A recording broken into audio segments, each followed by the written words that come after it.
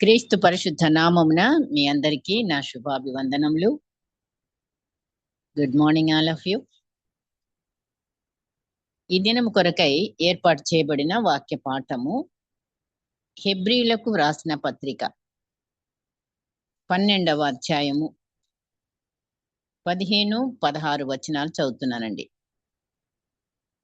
హెబ్రీలకు రాసిన పత్రిక 12, 15, 16 వచనాలు. మీలో ఎవడైనను దేవుని కృపను పొందకుండా తప్పిపోవునేమో అనియు, చేదైన వేరు ఏదైనను మొలచి కలవరపరచుట వలన అనేకులు అపవిత్రులై పోదురేమో అనియు, ఒక పూట కూటి కొరకు తన జ్యేష్ఠత్వపు హక్కును అమ్మివేసిన ఏశావు వంటి భ్రష్టుడైనను వ్యభిచారి అయినను ఉండునేమో అనియు జాగ్రత్తగా చూచుకొనుడి. దేవుడు తన పరిశుద్ధ వాక్కులు మనందరి హృదయంలో ఫలింపచేయునుగాక. చాలా జాగ్రత్తలు మనం పాటించడానికి బైబిల్ గ్రంథం నుంచి ఎన్నో మనము జాగ్రత్త చేసుకోవడానికి దేవుడు మనకి అనుగ్రహిస్తున్న గొప్ప కృప. ఏ విషయాల్లో అయినా సరే మరి మనం ఎట్లా ఉండాలి? జాగ్రత్తగా ఉండాలి.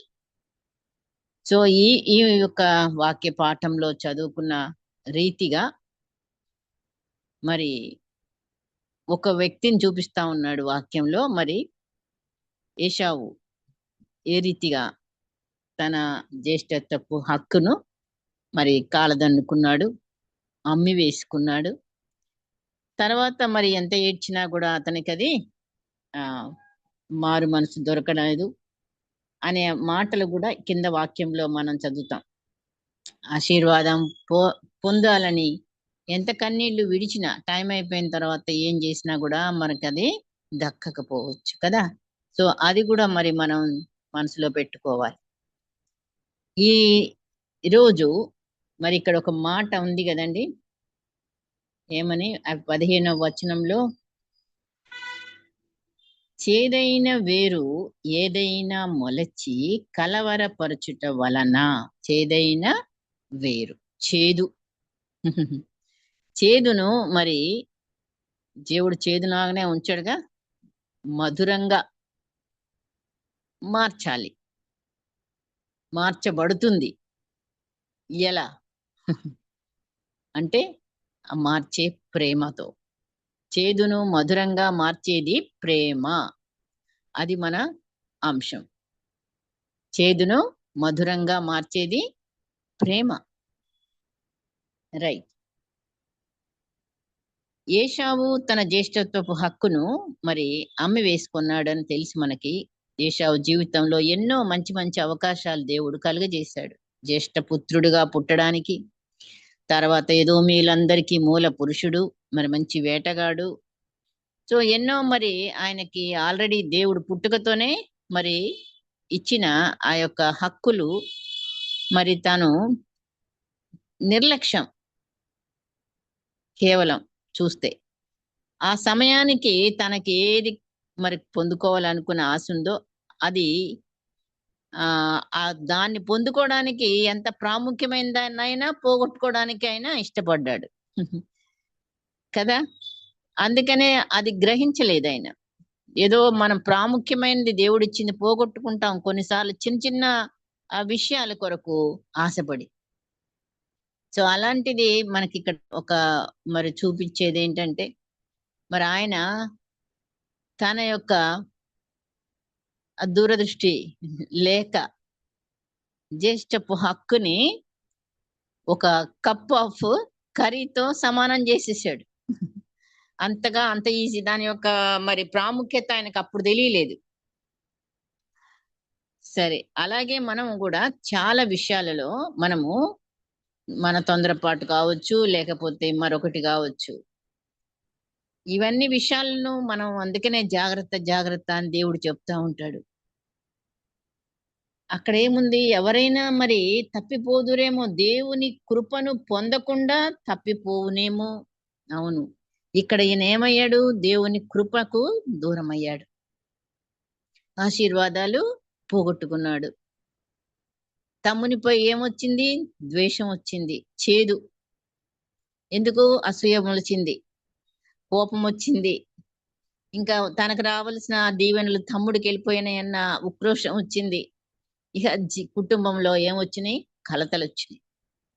పగ, ద్వేషం, తల్లిదండ్రులకు కూడా వ్యతిరేకంగా వాళ్ళొద్దన్న పిల్లల్ని చేసుకోవడం పెళ్ళిళ్ళు కదా! కనాను వాళ్ళని చేసుకొని తలనొప్పి తెచ్చుకుంటున్నారు తల్లిదండ్రులు. అలాగా అన్యులతో కూడా ఆయన మరి కలిసి సో, ఇలాంటివన్నీ కూడా చేదు అనేది హృదయంలోకి వచ్చింది.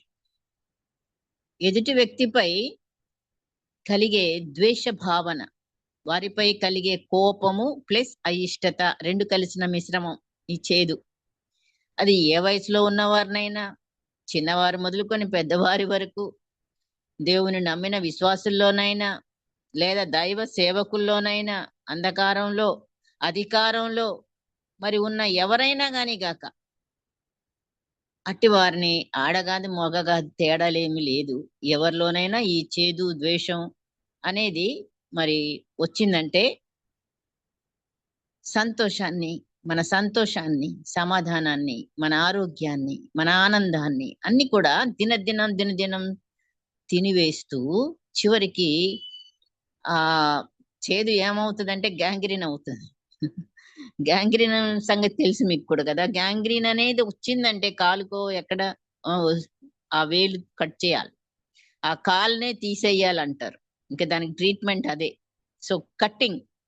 ఇప్పుడు ఈ చేదు గూడా అలాగా దినదినం గూడా ఎక్కువై మనలోకి వ్యాపించినప్పుడు ఏమవుతది? మన సంబంధాలు, బంధాలు తెంచబడతాయి. అంతవరకు అవుతది. చిన్న విషయమే గాని అది మరి కుటుంబంలో అంతగా మరి వ్యాపించి మనల్ని బాధించేదిగా ఉంటది. మరి అదే ఈ చేదు ఒక వ్యక్తితోనే ముగుస్తుందా? వాక్యం చూడండి. ఒక వ్యక్తితో ముగుస్తుందా? ఆ చేదు వచ్చిన వాళ్ళతోనే అంతమవుతుందా? కాదు. మరి ఏమవుతుందంట? ఇక్కడ మాటలున్నాయి చూస్తాం. వాక్యం మళ్ళా చూస్తే ఒకసారి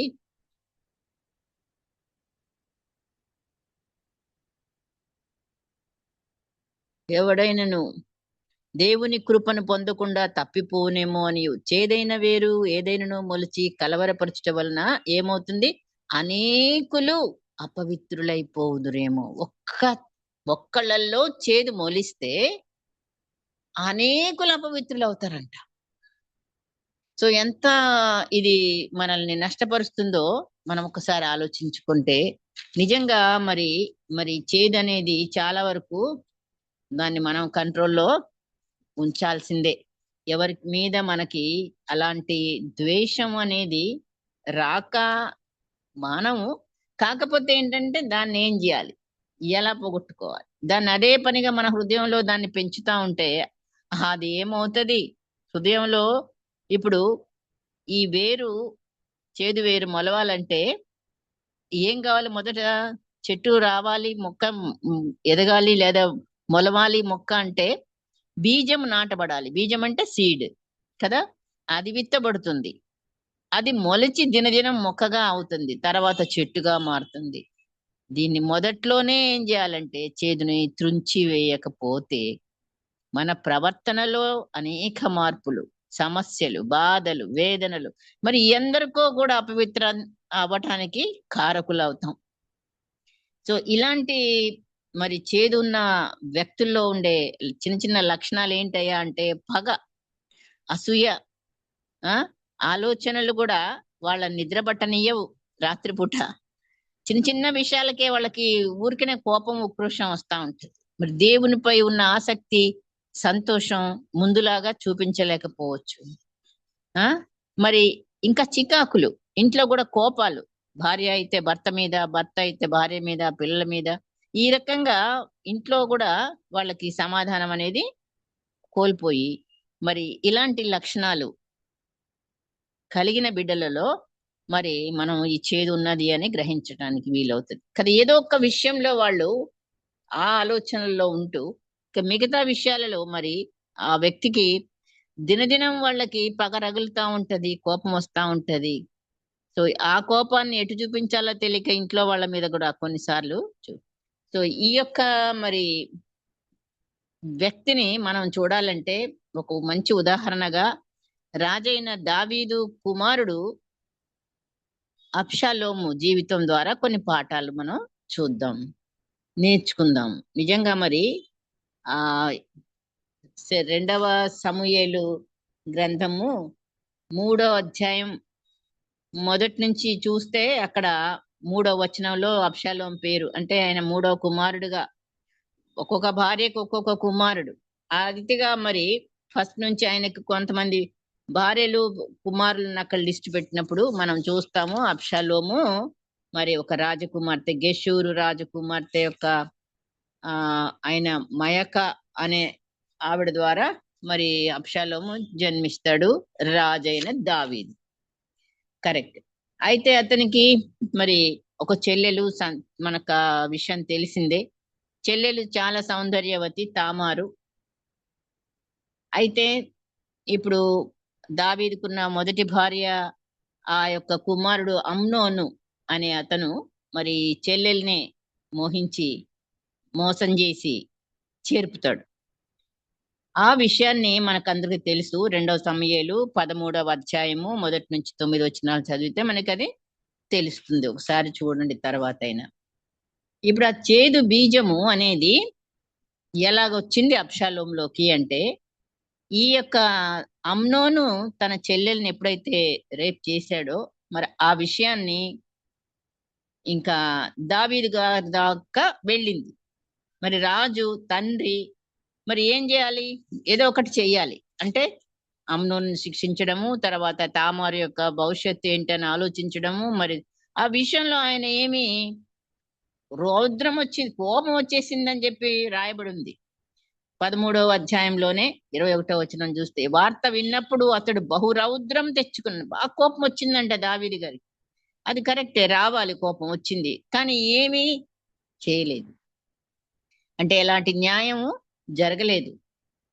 ఆ అమ్మాయికి భవిష్యత్తుని గురించిన మరి దావీదు ఏమి ఆలోచించలేదు, లేదా అమ్నోనికి ఏమి శిక్ష విధించలేదు. మరి ఇవన్నీ జరిగేటప్పుడు నిశ్శబ్దంగా మళ్ళీ యథావిధిగా ఉన్నాడు. అబ్షాలోం పాపం తన చెల్లెల్ని ఓదార్చుకున్నాడు.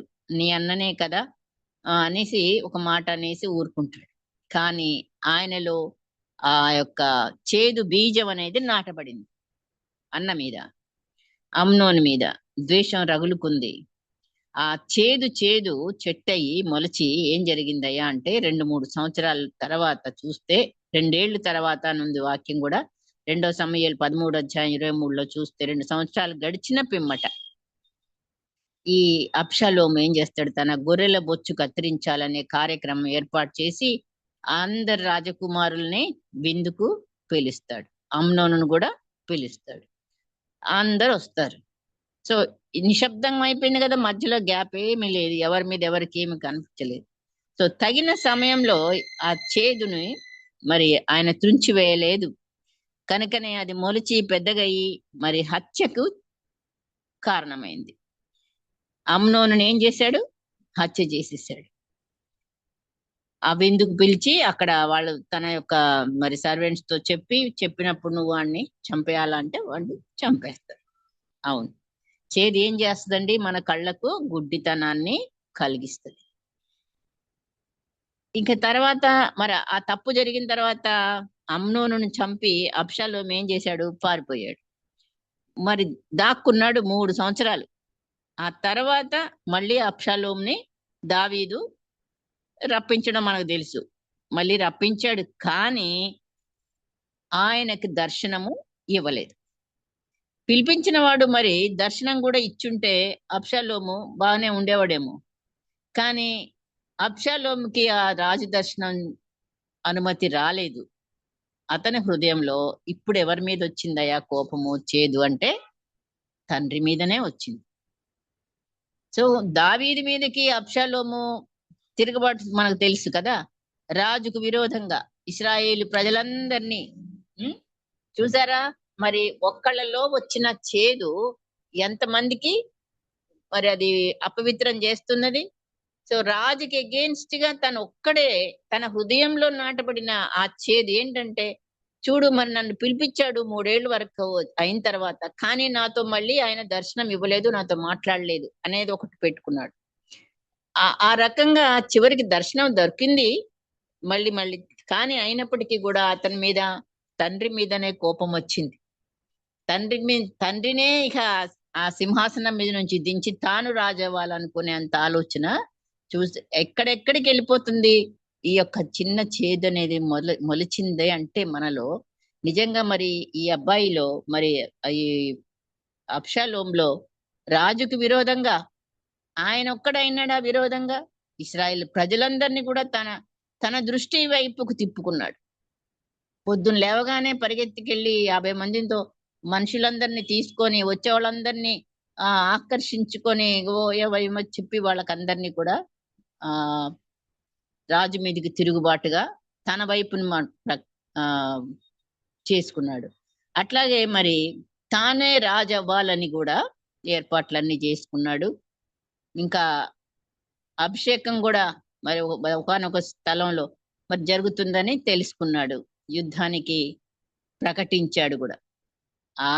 అవన్నీ మనకు తెలుసు. ఇప్పుడు రాజు సింహాసనాన్ని ఖాళీ చేసి కొడుకుకి ఆ సింహాసనం అప్పగించి ఆయనతో పాటు ఉన్న కొద్ది మందితో మరి కాలినడకన చెప్పులు లేకుండా రాజు అరణ్యంలో పడి కొండలెక్కి నిజంగా మరి ఆ రకంగా తండ్రి వెళ్ళటం, ఇవన్నీ కూడా మనము చూస్తున్నప్పుడు మరి ఎంత కలతలు ఎక్కడి వరకు వచ్చినాయి అనేది చూస్తే నిజంగా ఈ చిన్న చేదు, చిన్న ద్వేషం, దాన్ని మనం పెరిగేదాకా హృదయంలో పెట్టుకుంటే జరిగేది ఇలాంటి విషయాలు. ఆఖరికి ఏమైంది తెలుసు మనకి. గుడ్డితనంతో తండ్రినే మరి వ్యతిరేకించి మరి యుద్ధాన్ని చాటించి ఆ యుద్ధానికి మరి దేవుడు అనుమతించాడు. ఎలాగా? అబ్షాలోముకి మరి బుద్ధి చెప్పడానికి. అబ్షాలోమే ఆఖరికి ఆ యుద్ధంలో చనిపోవడం జరుగుతుంది. నిజంగా మరి మనము ఈ విషయాన్ని చూసినప్పుడు మనకేం కావాలి? మనకి నిజంగా దృష్టి కరెక్ట్ గా ఉంటే, దేవుళ్ళో ఉంటే, హృదయంలో మరి ఇది తొలగించుకోవడానికి మనకెన్నో మార్గాలు దేవుడు అనుగ్రహిస్తా ఉన్నాడు. ఇశ్రాయేలు ప్రజలందరూ కూడా అబ్షాలోముతో కలిసి దావీదును వ్యతిరేకించడానికి యుద్ధానికి సిద్ధపడ్డారు. మరి ఇలాంటి ద్వేషం, చేదు మన హృదయంలో ఎన్ని అనర్థాలకు దారితీస్తుంది. ఎన్ని కుటుంబాలండి నాశనం అవడానికి. ఇప్పుడు ఈ రోజుల్లో మనకు కనగొట్టిన ఎక్కడ చూడు, ఏ కుటుంబంలో గాని, ఏ సంఘంలో గాని, ఇప్పుడు సంఘాలు విభజించబడటము లేదా మరి ఒక్క వ్యక్తితోనే ఇది జరుగుతూ ఉంటది. మనం సాధారణంగా గమనిస్తే వాళ్ళు మరి చీడ పురుగుల్లాగా మనము మరి ఒక సంస్థను పాడు చేసే వారంగా, ఒక నాయకుల్లో కూడాను లేదంటే సమాజంలో కూడాను మనం ఇలాంటివి చూస్తూ ఉంటాం. నిజంగా మరి మనకి ఈ చెప్పబడిన లక్షణాలు ఏమైనా ఉన్నాయా మనలో? పగతో పాటు అసూయతో పాటు ఆలోచనలు, ఇంట్లో అనవసరమైన ఎందుకు వస్తుంది? ఒక మనిషి మీద మనకి ద్వేషం.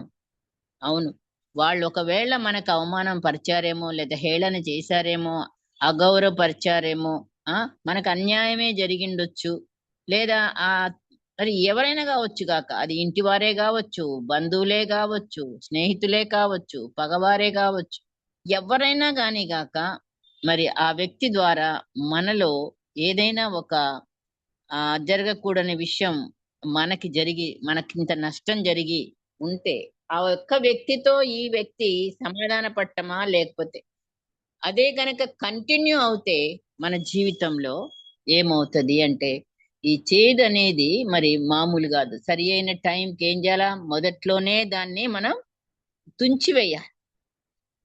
మొక్క అయినది మనకు వంగకపోతే మ్రానైనాక వంగునా అనే సామెత ఉంది కదా. అవును మరి. సో చిన్నతనం నుంచి మనము అంటే అది ఎప్పుడైతే మనలో మొలిచిందో లేదా బీజం పడిందో అప్పుడే దాన్ని మనం ఏం చేయాలి? తుంచేయాలి.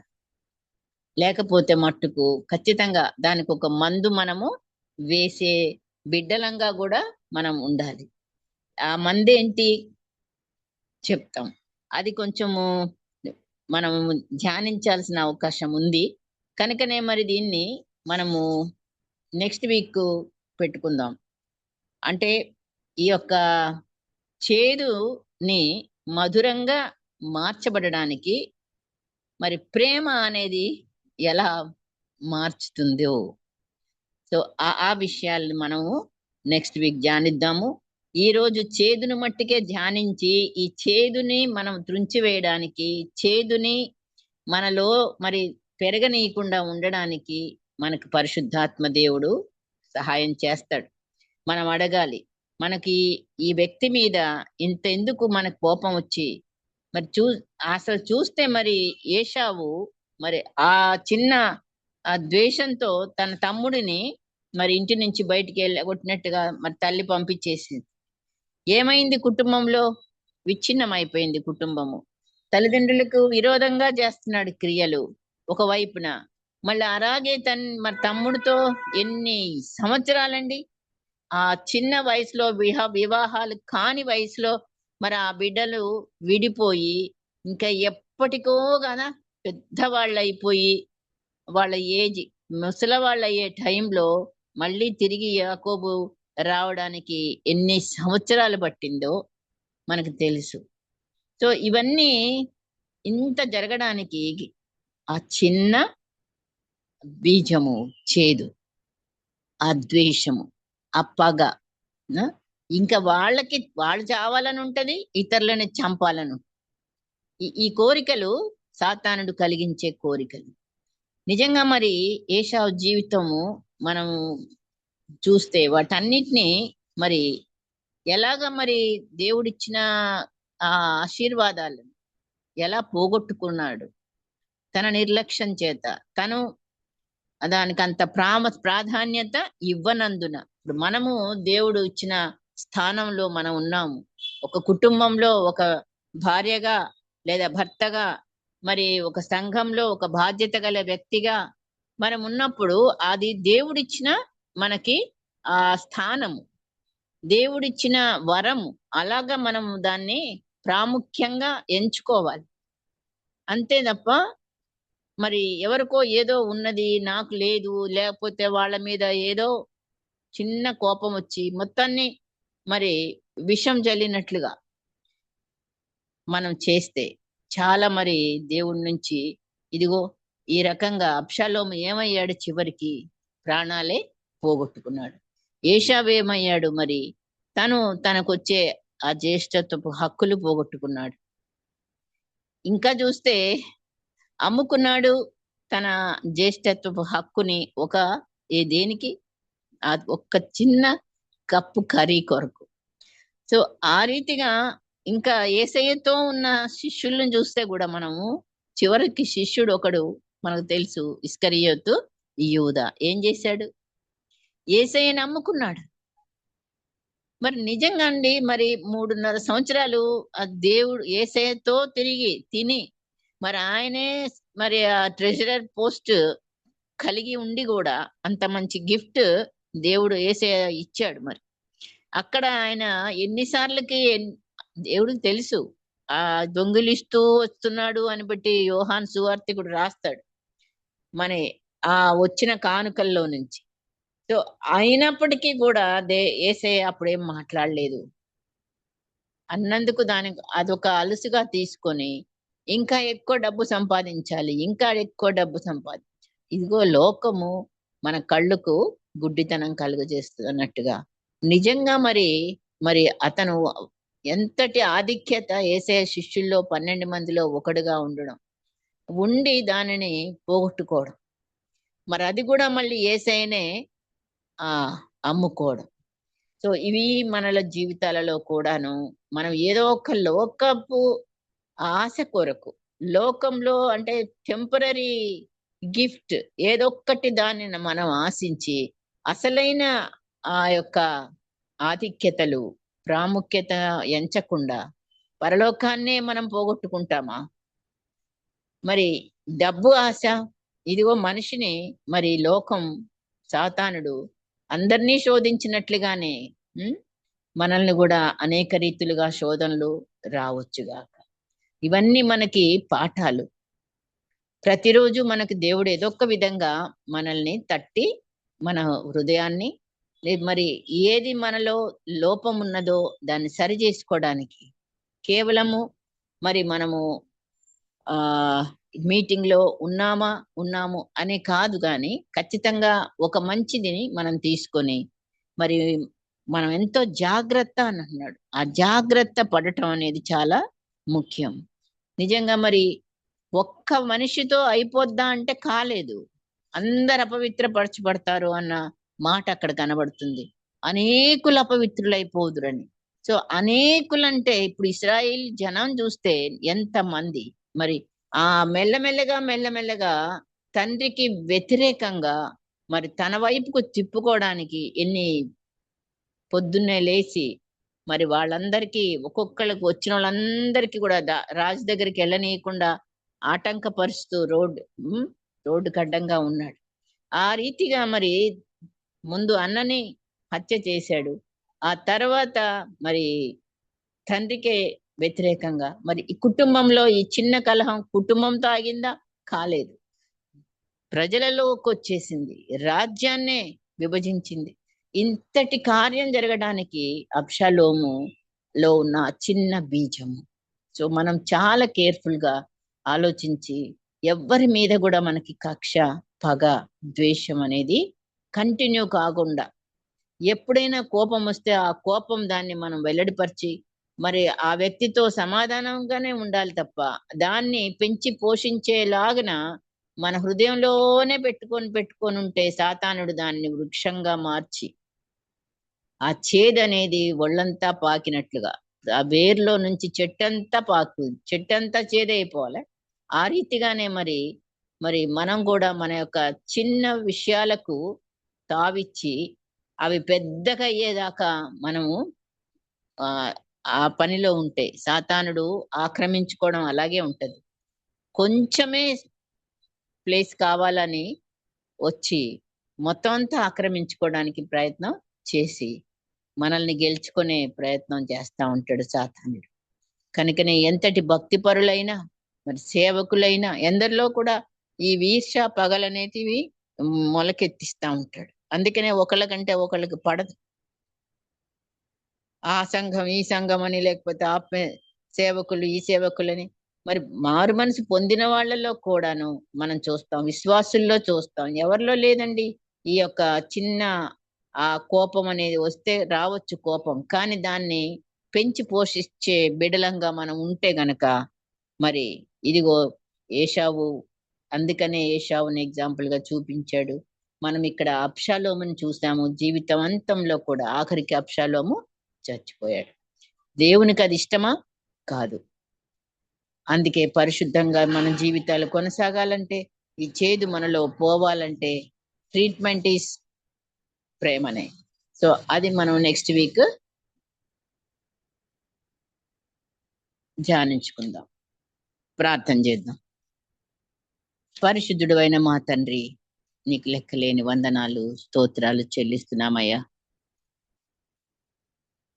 ఈ చేదు అనేది ప్రభా సాతానుడు మాలో విత్తనముగా విత్తి దానిని ప్రభా మేము కట్ చేయకపోతే మరి మాలో తండ్రి ఆ చేదు అనేది వృక్షంగా మారి ప్రభా మేము చెడిపోవడం కాదు, మా యొక్క కుటుంబాలు నాశనమై మరి సంఘము నాశనమై సమాజానికి కూడా మరి మేము కీడు చేసే బిడ్డలంగా అట్టి రీతిగా సాతానుడు మమ్మల్ని మలచడానికి ఎన్నో పన్నాగాలు పన్నుతున్నప్పుడు మాకు నీ వాక్యం ద్వారా తండ్రి మరి ఏ రీతిగా అయితే అబ్షాలోము తండ్రి తన యొక్క అన్నని చంపాడో, ఏ రీతిగా తండ్రికి వ్యతిరేకంగా కూడా కార్యాలు జరిగించాడో, ఆఖరికి ఎలా మరణించాడో, ఇవన్నీ కూడా మేము జ్ఞాపకం చేసుకుంటూ ప్రభా మేము జాగ్రత్త కలిగిన బిడ్డలముగా తండ్రి మేము ఈ ద్వేషాన్ని, పగని కంటిన్యూ చేసే వారంగా ఉండకుండా ఎప్పటికప్పుడు నాయన ఆ చేదు యొక్క బీజాన్ని మొలకెత్తినా సరే దాన్ని కట్ చేసి ప్రభా మేము నీ ప్రేమతో నింపబడాలని నాయనా మరి మమ్మల్ని మేము ఈ ఉదయ కాలమున నీకు సమర్పించుకుంటూ ప్రేమలోనే కొనసాగే బిడలంగా ఉండడానికి పరిశుద్ధాత్మదేవా నీవే మమ్మలందరినీ కూడా నీ మార్గంలో నడిపించుటకు మా యొక్క జీవితాలను మరొకసారి నీకు సమర్పించుకుంటూ యేసు పరిశుద్ధ నామమున అడిగి వేడుకొంచున్నాము తండ్రి. ఆమెన్. ఆమెన్.